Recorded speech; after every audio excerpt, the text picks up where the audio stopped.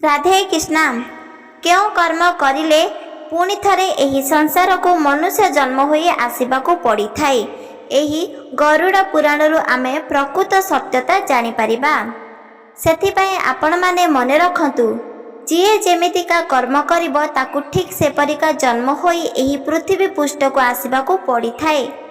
क्यों कर्म कले आमे सुंदर मनुष्य होई पुणी थरे एही संसार को आसी परिबा। मनुष्य जीवन हेउची सबुठारु श्रेष्ठ जीवन। पशु पक्षी कीट पतंग हेउची अत्यंत कष्टदायित्व जीवन। एही जीवन आमको केवल कर्मफल अनुष्ठान रे भोगिबाकू पड़ी थाए। प्रकृत रे आमे जानिबा अत्यंत जरूरी अटे। जेतेबेले नारद मुनि नहले गरुड़ पक्षी भगवान विष्णु को पचारुछंती कि क्यों कर्म कले आमे विभिन्न पशु पक्षी होई जन्म हेबाकू पड़ी थाए, कीट पतंग मध्य होई जन्म हेबाकू पड़ी थाए। सेतेबेले भगवान विष्णु गरुड़ पुराण रे उल्लेख करिछंती मनुष्य मानकर हाथ मुठारे थाए, सेमाने परवर्ती जन्म रे क्यों जन्म होई एही संसार को आसिबे। आमे जदि जानी सुनी कोनोसी भूल बा पाप कर्म रे लिप्त रहिबा ताहले सेही अनुसार रे आमको जन्म हेबाकू पड़ी थाए। अन्य कोनोसी जीव बा कोनोसी जंतुर जीवन धरी एही संसार को आसिबाकू पड़ी थाए। जदि आमे आम हृदय रे एही गर्व अहंकार को सर्वदा पाई लिप्त करिदेबा ताहाले आमे कोनोसी पशु पक्षी एही पृथ्वी पृष्ठ को आसिबाकू पड़ी न थाए, बरम गोटे सुस्थ गोटे सुंदर मनुष्य होई भगवान का दयारु आसिबाकू पड़ी थाए। आ केवल भगवान का नाम को स्मरण करबाकू पड़ी थाए। सेथिपाई चलतु जानिबा प्रकृत सत्यता जहा गरुड़ पुराण रे उल्लेख अछि। सबु पुराण श्रेष्ठ होई थाए एही गरुड़ पुराण। गरुड़ पुराण आमको शिकाई थाए आमे जे कर्म करिबा आमको ठीक से परिका कर्म भोगिबाकू पड़ी थाए।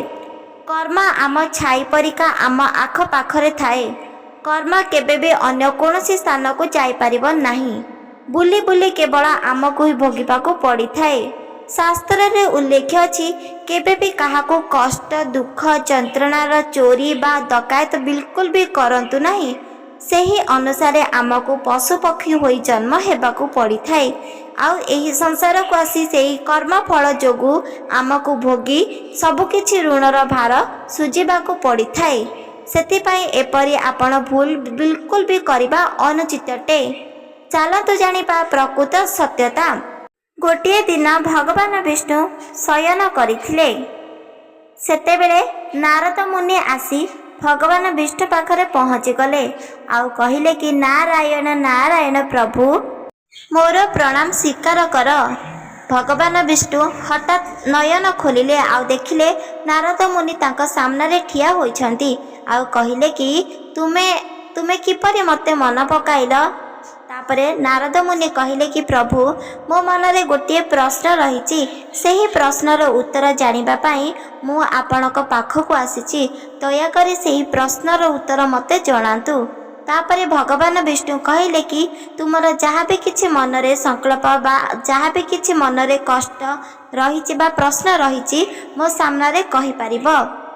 नारद मुनि कहिले कि प्रभु एही मनुष्य माने ताके करा जाउथिबा कर्म फल कौनसी मनुष्य कुकर्म रे लिप्त रहुछि, कौनसी मनुष्य भगवान भक्ति रे लीन रहुछि, ताहाले ताके क्यों जन्म होई पुणी सारे संसार को जाई परिबे एही विषय मते कुहंतु। मोर जानिबाहरु अत्यंत जरूरी अटे, काहेकि ना मु जानिबा संगे संगे प्रत्येक मनुष्य को मध्य एही विषय जणाई परिबे, जहा द्वारा कि कौनसी मनुष्य कुकर्म रे लिप्त होई परिबे नाही। भगवान विष्णु नारद मुनि का कथा सुनी अत्यंत आनंदित होइगले, अत्यंत संतुष्ट होले आउ कहिले कि नारद मुनि ताहाले प्रकृत सत्यता सुन। जदि तुम मन रे एही प्रश्न रहिछि ताहाले मु निहाती भाबरे सेही प्रश्नर उत्तर तुमको सुनाइबी।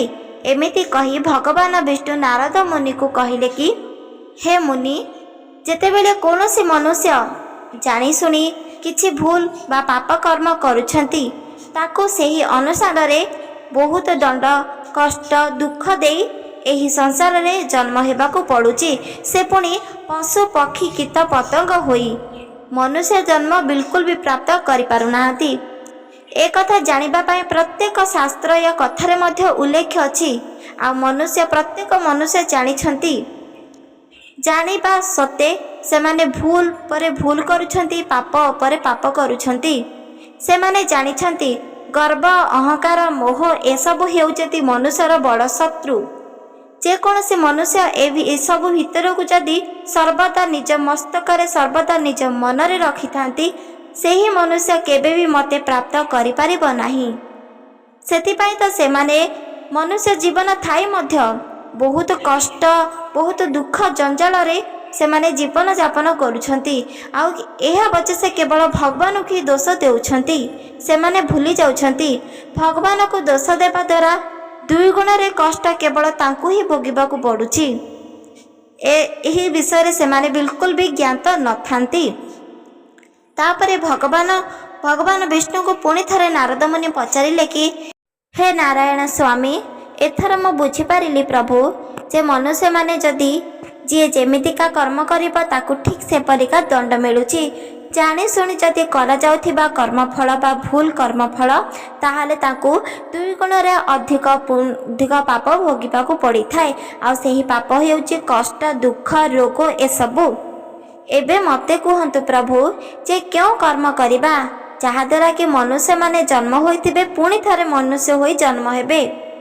नारद मुनि को कथा सुनी प्रभु पुणी थरे कहिले बहुत जन्म परे गोटे सुंदर मनुष्य जीवन प्राप्त करि पारुछंती। आ मनुष्य जीवन हेउछि श्रेष्ठ जीवन। मनुष्य जीवन हेउछि भगवान का रास्तार मार्गर कारण। मनुष्य माने जदि इच्छित करिवे ताहाले मो शरण को आसी पारिबे। गोटे मनुष्य जीवन ही सबुठारु श्रेष्ठता जीवन। एहार अर्थ हेउछि से माने भगवान को प्राप्त करिबार सेही मार्ग को आसीसंती। आउ सबुकिछि दुख कष्ट आ सबुकिछि पाप कर्मर जन्मफल को दूर करी मो शरण को आसीबार बाट मार्ग खोलिछंती। सेथिपाई सेही मनुष्यर जेतेबेले मृत्युवरण हो जाउछि से माने निज कर्मफल अनुसारे पुणी थरे मनुष्य जीवन प्राप्त करुछंती। आ से जन्म होछि सबुठारु शेष जन्म। सेही जन्म पर केवल मनुष्य माने मते ही प्राप्त करि परिबे। एहार अर्थ हेउछि जदि कोनोसी मनुष्य ता जीवन रे अन्य लोक को दुखी गरीब लोक को दान धर्म करिछि, निजे कष्ट दुख सही जेकोसी धन को अर्जन करिछि, निजे सेही धन को खर्च करने संगे संगे अन्य को मध्य सेही धन को बांटीची। आ पशु पक्षीर दुख को सह्य करी ताकू दाना पानी खाइबा को देइची बा असहाय लोक को साहाय्य करिची। पशु पक्षी को स्वीकार करिनाही बा पशु पक्षी को मारी बिल्कुल भी आहार करिनथिबो। भगवान को प्रति श्रद्धारे भक्तिरे प्रेमरे भजन कीर्तन करुथिबो सेही मनुष्य सदा सर्वदा पाई मो चरण को आसी पारिबे। तांका पाखरे कोनोसी भी कष्ट किंबा दुख बिल्कुल भी आसी पारिबो नाही।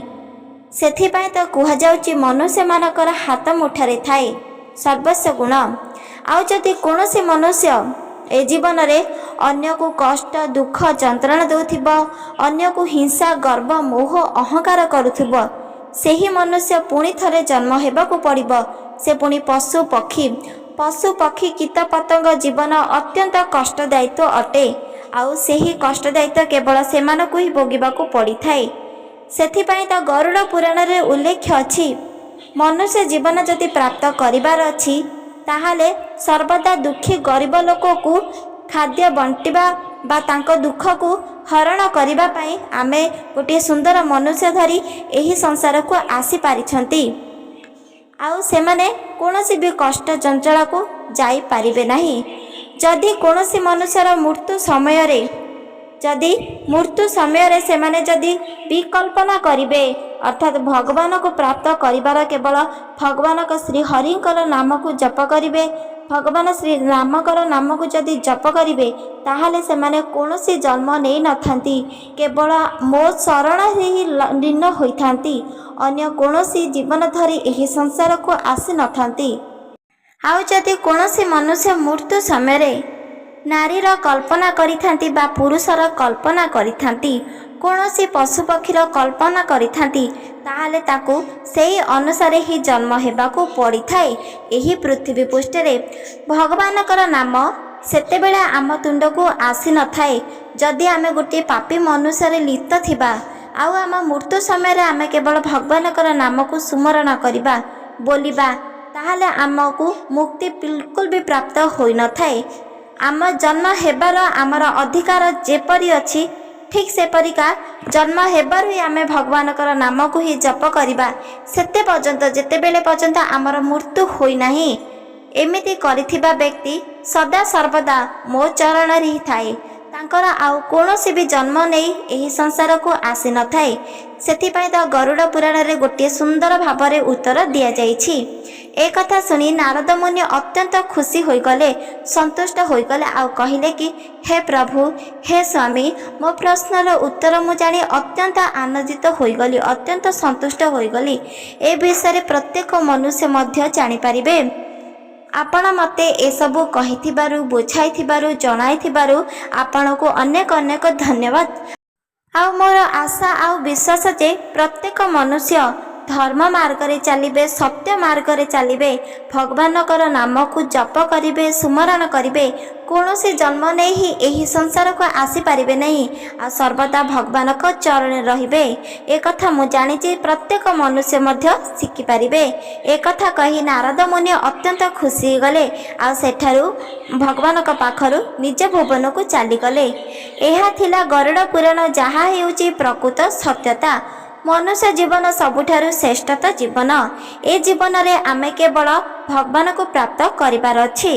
ଏହାଦ୍ୱାରା ଆମେ କେବେ ବି ଗର୍ବ, ଅହଙ୍କାର, ମୋହ ଏସବୁ କରିବା ଅନୁଚିତ ଅଟେ। ଦୁଃଖୀ ମନ, ଗରିବ ଲୋକକୁ ସାହାଯ୍ୟ କରିବାକୁ ଭଗବାନ ଆମକୁ ଗୋଟିଏ ମନୁଷ୍ୟ ଜୀବନଟି ଦେଇଛନ୍ତି।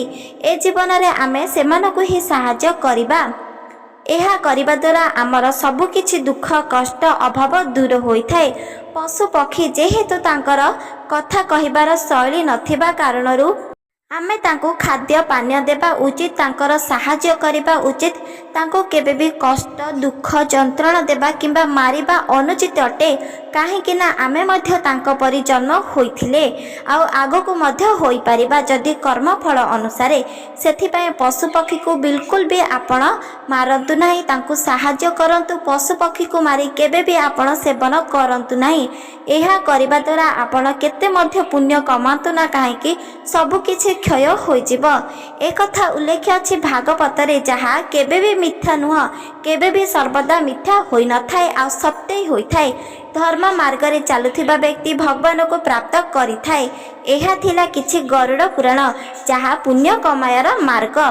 ଏହି ଭିଡ଼ିଓ ଯଦି ଆପଣମାନଙ୍କୁ ଭଲ ଲାଗିଛି, ଚ୍ୟାନେଲକୁ ସବସ୍କ୍ରାଇବ୍ କରିଦିଅନ୍ତୁ, ଲାଇକ୍ କରିଦିଅନ୍ତୁ, କମେଣ୍ଟ କରିଦିଅନ୍ତୁ। ରହୁଛି। ଜୟ ଜଗନ୍ନାଥ, ଜୟ ମା ଲକ୍ଷ୍ମୀ, ଜୟ ଶ୍ରୀକୃଷ୍ଣ, ରାଧେ କୃଷ୍ଣ।